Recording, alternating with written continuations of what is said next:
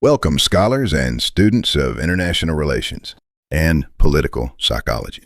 The purpose of this video lecture is purely academic. Using a hypothetical scenario set in 2026, we conduct a multidimensional psychological analysis to examine how an autocratic-leaning populist leader reacts when faced with internal and external diplomatic pressure. Specifically, we evaluate whether indirect persuasion through cabinet ministers can induce a genuine policy pivot, or if psychological pathologies and populist dynamics inevitably lock decision-making process into an irreversible course. If you find this academic analysis insightful, please take a moment to like this video, subscribe to our channel, and share it with fellow scholars.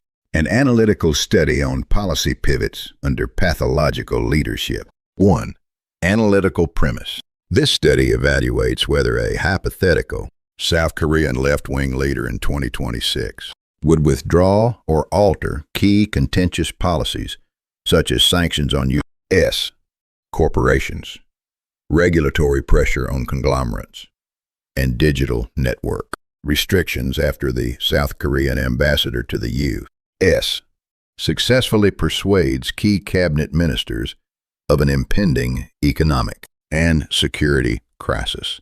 We analyze the final decision-maker's psychological mechanisms and behavioral patterns through groupthink, mass agitation psychology, and criminal psychology to derive qualitative insights and quantitative probabilities. 2. Groupthink and the limits of bureaucratic persuasion.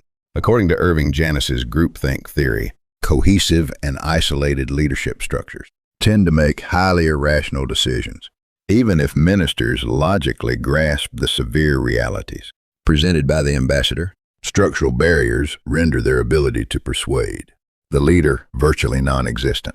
Mind guards and self-censorship. In an environment where past dissenters have been ruthlessly purged and fear is normalized, ministers automatically act as, quote, mind guards to protect the supreme leader's mood. Fearing for their own survival, officials resort to self-censorship, downplaying negative reports, framing advice as betrayal. If a minister directly advocates for policy corrections, the leader will view it not as a rational recommendation, but as an act of cowardice and betrayal, claiming the official has been corrupted by foreign powers or domestic elites. Messengers bearing warnings become scapegoats, prompting ministers to embellish reports to suit the leader's preferences. 3. Mass agitation psychology and the fear of capitulation. The leader's authority relies on emotional manipulation and ideological division, aimed at a fanatical base rather than pragmatic policy achievements. For such a populist, reversing policies due to external pressure is perceived as a fatal political poison. Collapse of the zero-sum framework. Populist politics requires a strict dichotomy: demonized enemies versus the virtuous public. Backing down on regulatory laws or corporate sanctions would appear to the base as a humiliating surrender to foreign imperialist capital, destroying the leader's narrative as an uncompromising champion of the people. Fear of base defection. The fanatical base serves as the leader's ultimate political shield against personal, judicial risks and ongoing trials. Losing this base means an immediate loss of political protection and a swift slide into lame duck status. As Gustave Le Bon noted, the masses never forgive a weak leader. The leader views the desertion of his base as a far more terrifying threat than national economic collapse. 4. Criminal psychology, dark triad, and narcissistic defense. The leader exhibits traits of the dark triad, Machiavellianism, narcissism, and psychopathy, leading to dysfunctional choices during crises. Narcissistic injury and rage. Admitting an error is experienced as a catastrophic attack on the ego. Narcissistic injury. Yielding to U.S. pressure implies personal inferiority, driven by deep-seated insecurities, overcompensated by a lust for power. The leader reacts to compromised self-esteem with narcissistic rage, stubbornly doubling down. Escalation of commitment. To resolve cognitive dissonance. After investing immense political capital into corporate pressure and media control, the leader engages in an escalation of commitment. He adopts inverted logic, arguing that foreign pressure proves his policies are correct and that established powers fear him. Psychopathic insensitivity. Lacking empathy. The leader excludes public suffering such as tariff, damage, or security blind spots from his decision-making equation. His sole focus remains personal power and control. 5. Quantitative probabilities and scenarios. Synthesizing these psychological factors, the probability of the leader executing a genuine, sincere policy reversal is under 5%.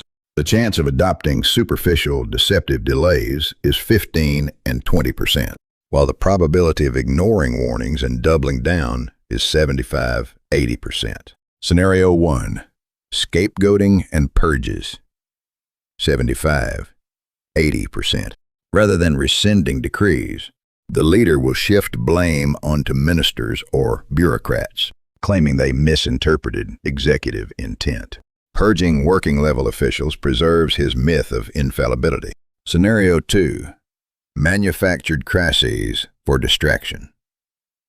To mute domestic criticism, the leader will trigger high-impact internal shocks, such as aggressive prosecutions of opposition figures, arrests of business leaders, or intense anti-foreign agitation to paralyze public reason. Scenario 3. Deceptive delays. 15-20%. If pressure directly threatens his immediate survival, the leader may offer temporary conciliatory gestures through administrative loopholes or enforcement delays, merely waiting to tighten control later. 6. Conclusion. The decision-making circuit of pathological leadership is calibrated entirely for psychological survival and legal defense, not the national interest. Bureaucratic persuasion cannot overcome pathological ambition and mass agitation, bringing the actual probability of a rational policy pivot close to zero. Concluding remarks. When political authority becomes locked in psychological pathology and relies on fanaticism, rational discourse ceases to function. Reflecting on this tragedy, we are reminded of an ancient Eastern aphorism from the Book of Documents, Shang Shu.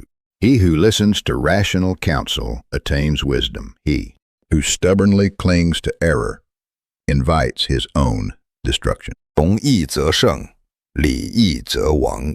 History consistently teaches us that leadership built on the denial of reality, the silencing of truth, and the emotional exploitation of the masses inevitably accelerates its own downfall. Thank you for watching. If you appreciated this academic deep dive, please like, subscribe, and share this video. We welcome your thoughtful perspectives in the comment section below.